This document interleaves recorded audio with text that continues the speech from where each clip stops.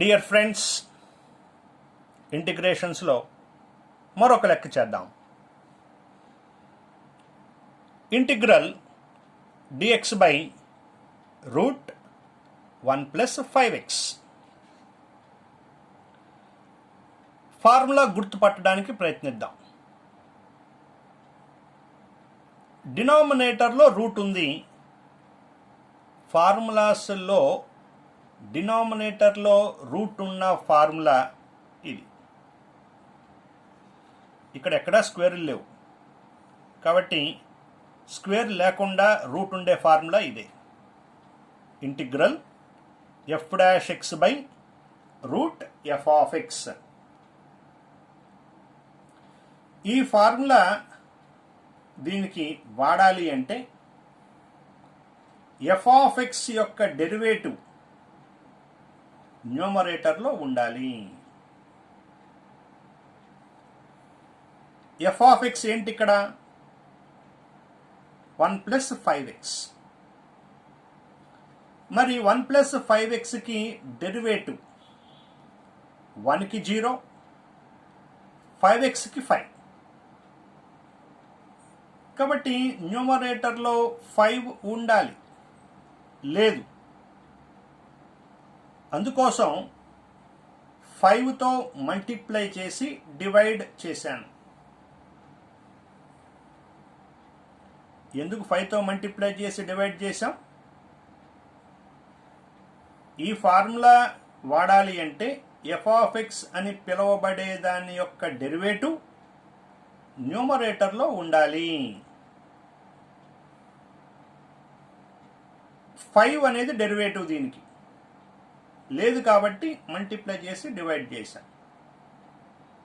ఇప్పుడు ఈ ఫార్ములాతో మ్యాచ్ అయింది. 1/5 ఇంటూ ఈ ఫార్ములాతో మ్యాచ్ అయితే ఏం రాసుకోవాలి? 2 ఇంటూ డినామినేటర్ రాయాలి. 2 ఇంటూ డినామినేటర్ రాయాలి. కాబట్టి 2 ఇంటూ డినామినేటర్ ఏంటి? Root 1 plus 5x. ఇంకా ఫర్దర్ సింప్లిఫికేషన్ లేదు కాబట్టి ప్లస్ సి అని రాసేసాను. ఈ ప్రాబ్లం అయిపోయింది. నెక్స్ట్ ప్రాబ్లం ట్రై చేద్దాం. ఇంటిగ్రల్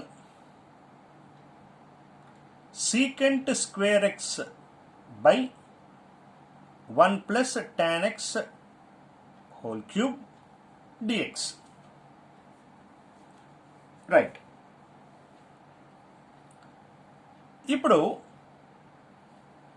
f'(x) బై f(x) అనే ఫార్ములా మ్యాచ్ అవుతుందా లేదా?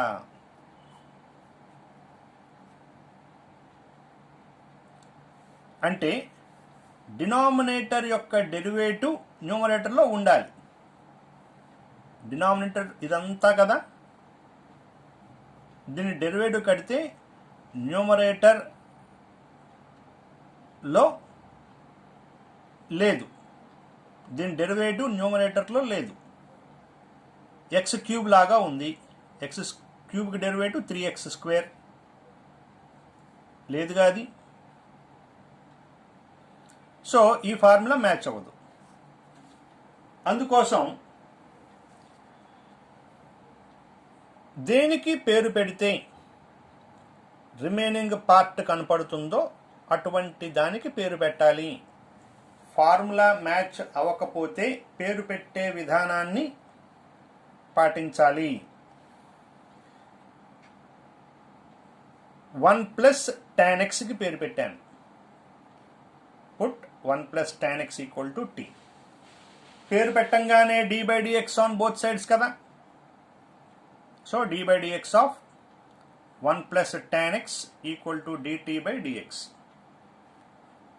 1కి డెరివేటివ్ 0, tan xకి డెరివేటివ్ secant square x, dxని క్రాస్ మల్టిప్లై చేస్తే into dx equal to dt. దీనికి కదా పేరు పెట్టింది.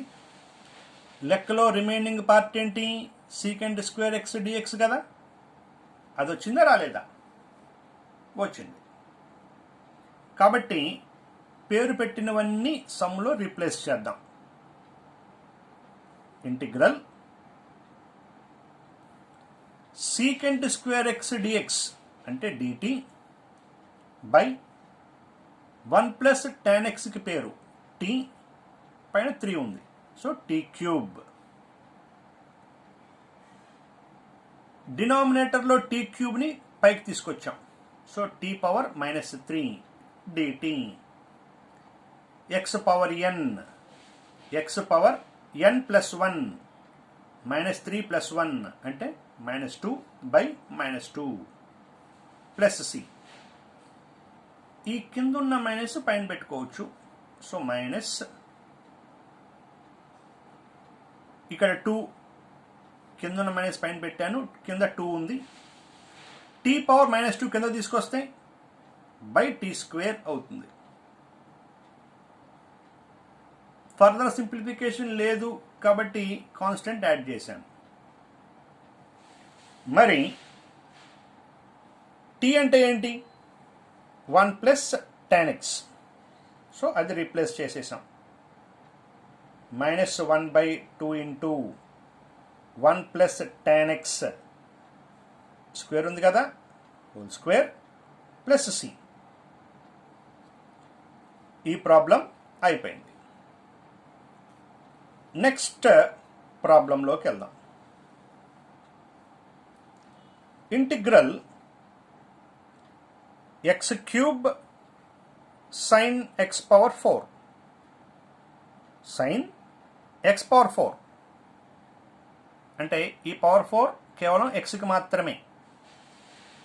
సో ఫార్ములా ఏది మ్యాచ్ అవ్వదు. అందుకోసం దేనికి పేరు పెడుతున్నాను అంటే x పవర్ 4కి పేరు పెడుతున్నా. అంటే ఇప్పుడు లెక్కలో రిమైనింగ్ భాగం ఏది? ఇది రిమైనింగ్ భాగం, x cube dx. So x power 4 equal to t అని పేరు పెట్టాను. d/dx on both sides.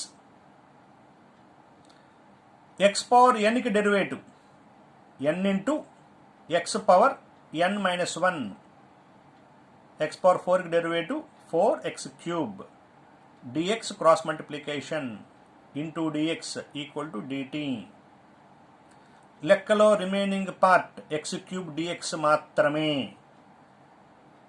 x cube dx మాత్రమే.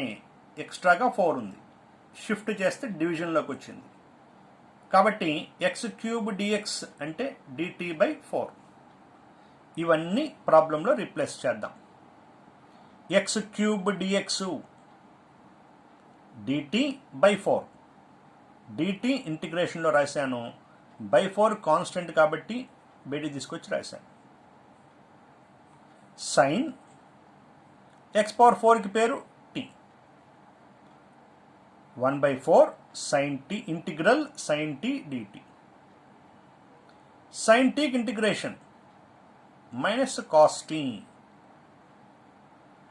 ఇంకా ఫర్దర్ సింప్లిఫికేషన్ లేదు కాబట్టి ప్లస్ సి అని రాసేసాం. -1/4 ఇంటూ కాస్ టీ అంటే ఎక్స్ పవర్ 4 ప్లస్ సి. ఈ ప్రాబ్లం అయిపోయింది. నెక్స్ట్ ప్రాబ్లంలోకి వెళ్దాం. 10th problem.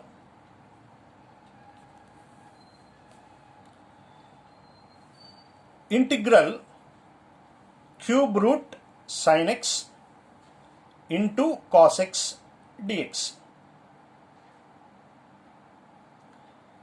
ఇంటూ ఉన్న ఫార్ములాలు ఏంటి అంటే ఈ ఫార్ములా గుర్తుకు రావాలి. ఈ రెండింటి మధ్యన ఇంటూ ఉంది కదా ఇక్కడ ఉన్నట్టు. సో ఇలా ఇంటూ ఉన్న ఫార్ములా ఏది అనేది గుర్తుపడితే ఈ ఫార్ములా కనపడుతుంది.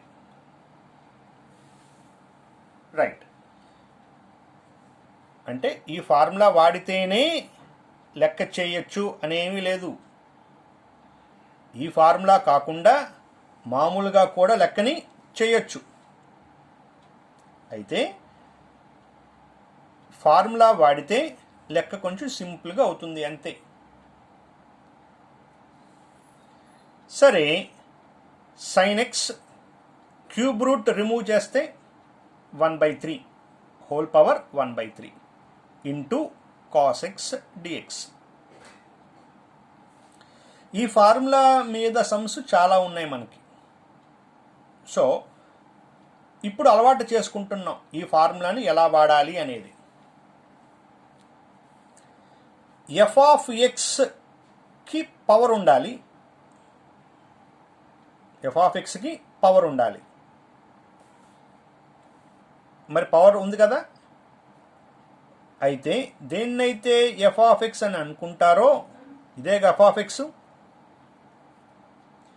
దాని డెరివేటివ్ ఇంటూలో ఉండాలి, ఇంటూ ఎఫ్ డాష్ ఎక్స్.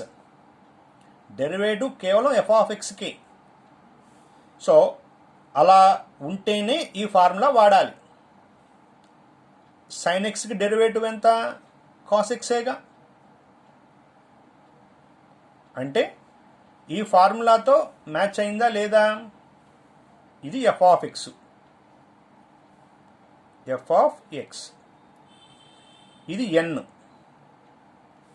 ఇది f dash x dx. Formula match అయిపోయింది. ఏంటి ఫార్ములా? ఎలా వాడాలి? F of x power n+1/n+1. మరి ఎఫ్ ఆఫ్ ఎక్స్ ఏది? sin x కదా. sin x power n+1, 1/3 + 1/1/3 + 1. 1/3 + 1 LCM చేస్తే 3 + 1 4, 4/3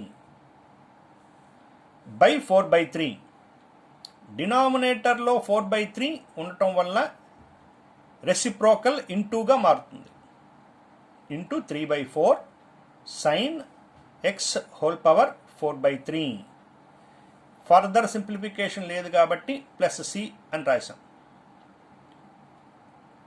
అంటే ప్రాబ్లం అయిపోయింది. ఫార్ములాని గుర్తుపట్టడం వల్ల చిన్నగా అయిపోయింది. సూట్ అయ్యే ఫార్ములాని వాడితే లెక్క సింపుల్గా అయిపోతుంది. F of x whole power n into f dash x. F of ఎక్స్కి మాత్రం డెరివేటివ్ కట్టినప్పుడు ఎఫ్ డాష్ ఎక్స్, sin xకి డెరివేటివ్ cos x. ఈ ఫార్ములాతో మ్యాచ్ అయింది. కాబట్టి f of x power n+1/n+1 simplify చేసాం. +c. Problem is over.